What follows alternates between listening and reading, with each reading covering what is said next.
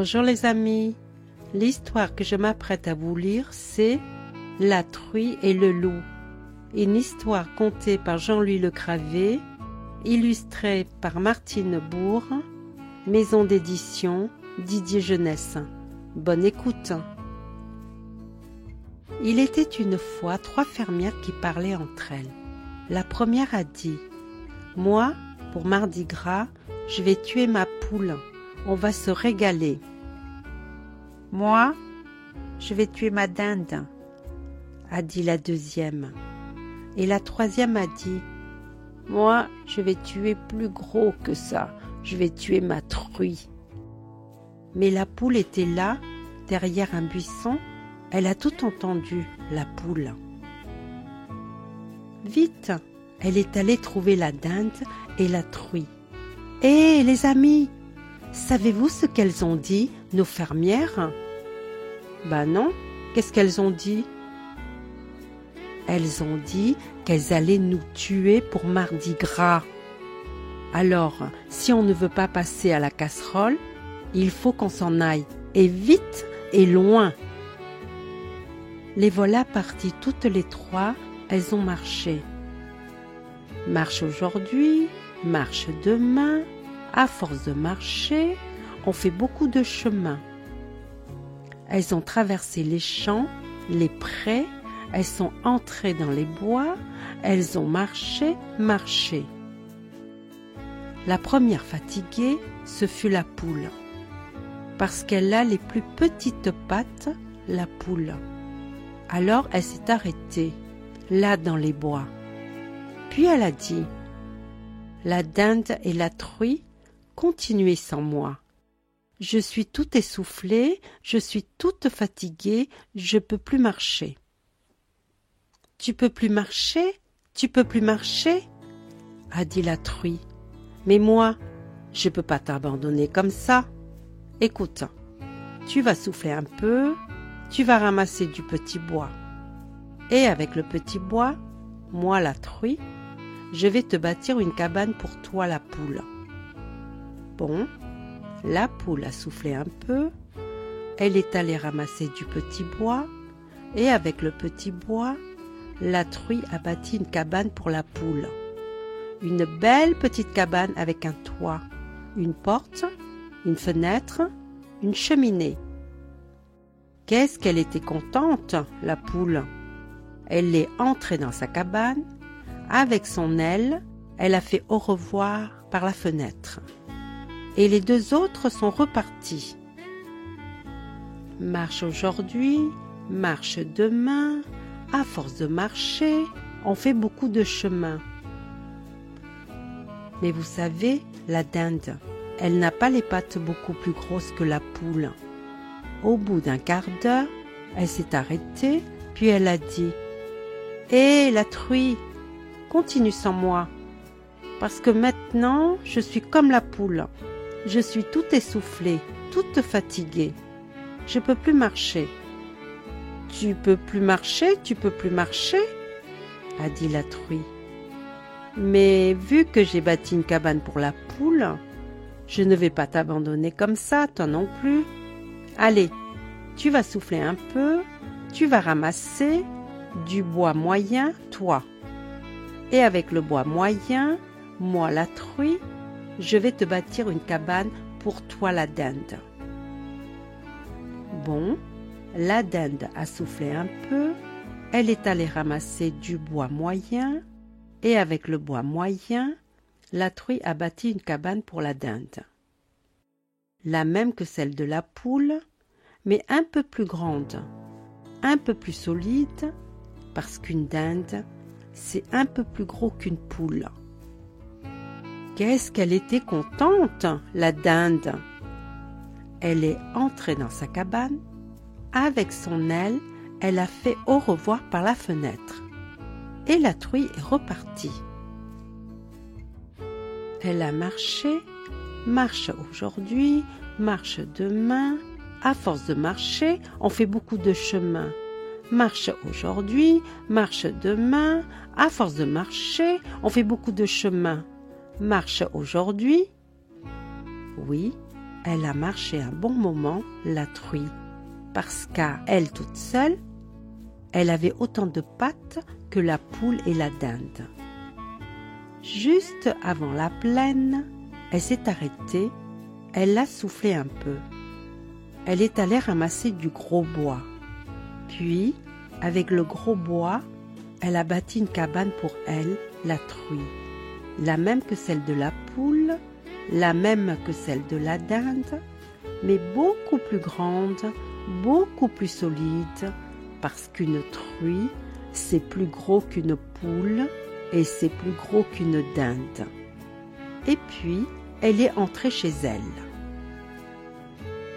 Les voilà donc, toutes les trois, chacune dans sa cabane, la poule, la dinde et la truie. Bon, elles sont restées comme ça 2 ou 3 semaines, bien tranquilles, et voilà que le loup est passé près de la cabane en petit bois. Et il a dit « Tiens, mais c'est nouveau cette cabane-là. Oh, ça pourrait bien être un garde-manger pour moi. » Le loup s'est caché derrière un arbre, il a surveillé la cabane et il a vu la poule passer derrière la fenêtre. Alors, il s'est approché puis il a dit « Hé, la poule, si tu savais comme il fait froid dehors, tu m'ouvrirais la porte que je me chauffe un peu ?»« Cause toujours, » a dit la poule. « Toi, le loup, je te connais trop.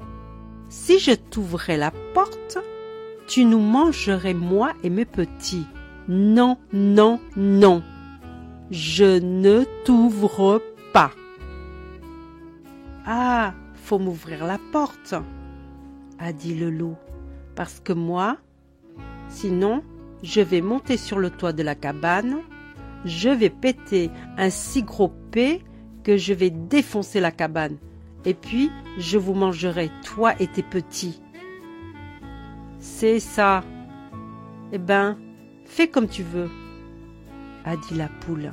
« Mais moi, je n'ouvre pas la porte. Ce qui est dit est dit. » Bon, le loup est monté sur le toit de la cabane, il a quitté son pantalon et proum!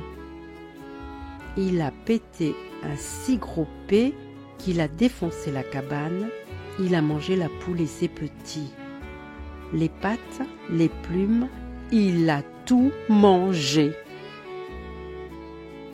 Le lendemain, quand il a eu bien digéré, le loup est passé près de la cabane en bois moyen. Il s'est caché derrière un arbre, il a surveillé la cabane. Et il a vu la dinde passer derrière la fenêtre. Alors, il s'est approché, puis il a dit « Hé, la dinde, si tu savais comme il fait froid dehors, tu m'ouvrirais la porte pour que je me chauffe un peu ?»« Cause toujours, » a dit la dinde. « Toi, le loup, je te connais trop. Si je t'ouvrais la porte, tu nous mangerais moi et mes petits. Non, non, non, je ne t'ouvre pas. »« Ah, faut m'ouvrir la porte, » a dit le loup, « parce que moi, sinon, je vais monter sur le toit de la cabane, je vais péter un si gros P que je vais défoncer la cabane. Et puis, je vous mangerai, toi et tes petits. »« C'est ça. Eh ben, fais comme tu veux, » a dit la dinde. « Mais moi, je n'ouvre pas la porte.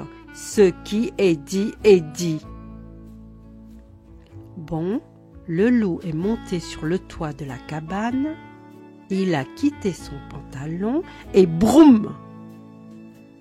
Il a pété un si gros P qu'il a défoncé la cabane, il a mangé la dinde et ses petits. Les pattes, les plumes, la tête et le bec. Et le bec. Il a tout mangé.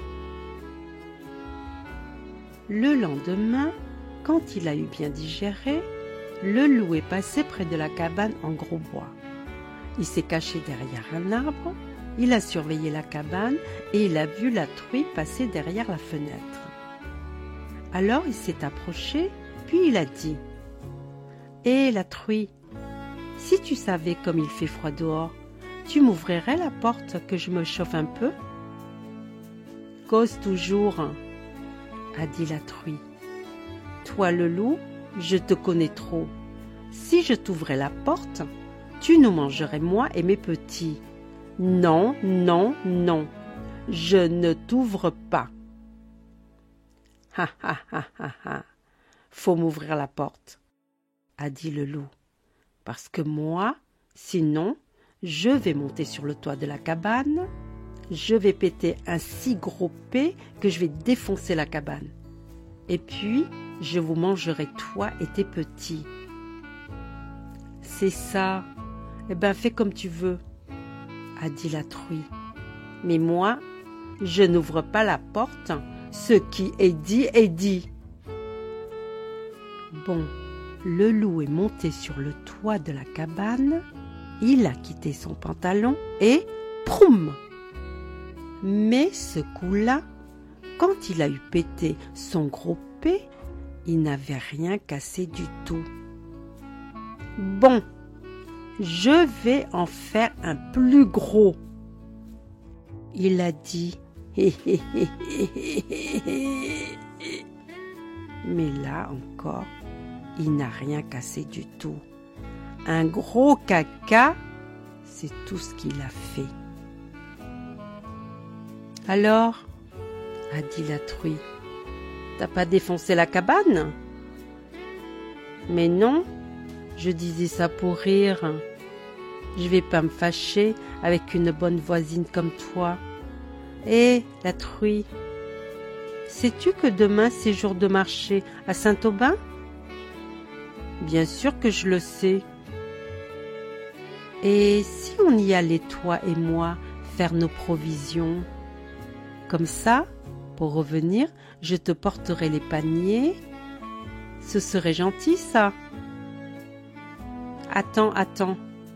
Que toi, le loup, et moi, la truie, on aille ensemble faire des provisions au marché à Saint-Aubin? Oui. Qu'est-ce que tu penserais de ça? Eh ben, d'accord. Viens m'appeler demain à 10h et on y va. Mais le lendemain, la truie est partie à 8h30. Elle a acheté un tonneau et tout en le faisant rouler, elle est repartie vers chez elle. Mais tout à coup, là-bas au bout de la route, elle a vu arriver le loup. Vite, elle s'est cachée sous le tonneau.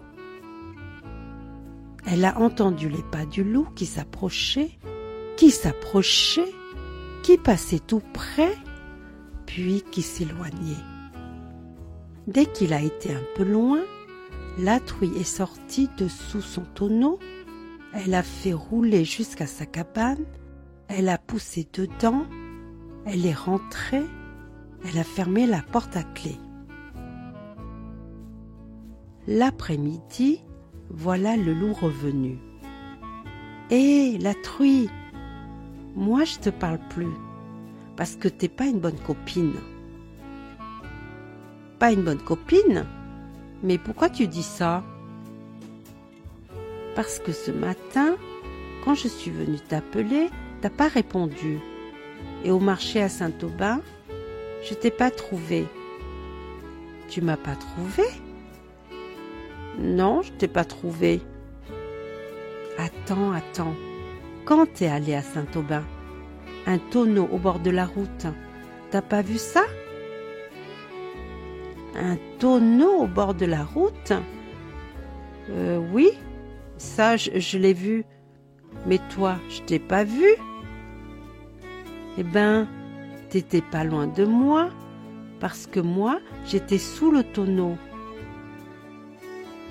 T'étais sous le tonneau? Oui.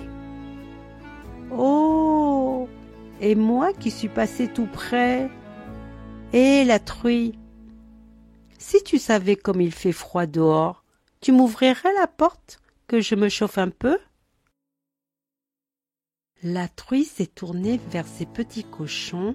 Elle a dit: « Hé, les petits, allez vous mettre tous les trois dans le coin là-bas. On va faire entrer le loup. Mais attention, hein, ne vous approchez pas de lui, parce qu'il pourrait vous manger. Et si lui s'approche de vous, quand j'aurai le dos tourné, vous me le direz, c'est compris ?» « Oui, oui, c'est compris », ont dit les petits cochons. Ils sont allés se mettre dans le coin le plus éloigné de la porte. La truie a mis de l'eau à bouillir, elle a pris son balai, elle est allée ouvrir la porte au loup. « Bon, tu peux entrer pour te chauffer un peu, toi, mais attention, tu restes là, dans le coin près de la porte. Et tu t'approches pas de mes petits, hein, ou t'auras mon manche à balai sur le museau. T'as compris ? » « Oui, oui, j'ai compris. » La truie s'est mise à balayer entre la table et la cheminée. Pendant ce temps-là, le loup, près de la porte, regardait les trois petits cochons tout gras, tout roses, qui étaient dans l'autre coin. Ça lui donnait des crampes d'estomac. Il bavait, il salivait, il marmonnait entre ses dents. « Oh, je hen hin he le hi ho ho qui he he du ho hi ho. » « Eh maman, t'entends ce qu'il dit, le loup ? » ?»« Bah non, j'entends pas bien. »« Qu'est-ce qu'il dit ? » ?»« Il dit... Je mangerais bien les petits souillons qui frétillent du tortillon. » »« Dis donc, loup, c'est vrai que t'as dit ça ? » ?»« Non, j'ai pas dit ça. J'ai dit que ton eau bouille à gros bouillon. Attention à toi, hein ?» Et la truie s'est mise à balayer. Pendant ce temps-là, le loup, près de la porte, regardait toujours les petits cochons tout gras, tout roses, qui étaient dans l'autre coin. Ça lui donnait des crampes d'estomac, il bavait, il salivait, il marmonnait toujours entre ses dents. « Oh, oh, je ha-he-hin le hi hou qui he-hi du ho-hi-yon. » « Et maman, t'entends ce qu'il redit, le loup ? » ?»« Bah non. Qu'est-ce qu'il redit ? » Il redit: « Je mangerais bien les petits souillons qui te frétillent du tortillon. » »« Dis donc, loup, c'est vrai que t'as redit ça ? » ?»« Non, j'ai pas redit ça. J'ai redit que ton eau bouille à gros bouillon. » »« Ah, c'est pas pareil. » Et c'était vrai que l'eau bouillait. Voilà que la truie regarde par la fenêtre, puis elle dit: « Ouh là là là là, qu'est-ce que je vois ? Eh ben, mon pauvre loup, je voudrais pas être à ta place. »« Ah bon ? Mais qu'est-ce qui se passe ? Pourquoi tu dis ça ? » ?»« Écoute, tu as dû être suivi quand tu es venu ici, parce qu'il y a des chiens, des chasseurs, des gendarmes tout autour de la maison. S'ils t'attrapent, tu es perdu. Mais il faut pas qu'ils me trouvent. Où est-ce que je vais me cacher ? Ça, je sais pas. Oh, mais si, que t'es bête. Fais comme moi. Cache-toi dans le tonneau. Hop, le loup a sauté dans le tonneau. La truie a mis le couvercle. Dans le trou du couvercle, elle a enfoncé un grand entonnoir. Elle est allée chercher la marmite d'eau bouillante et chut, elle a tout versé dans le tonneau.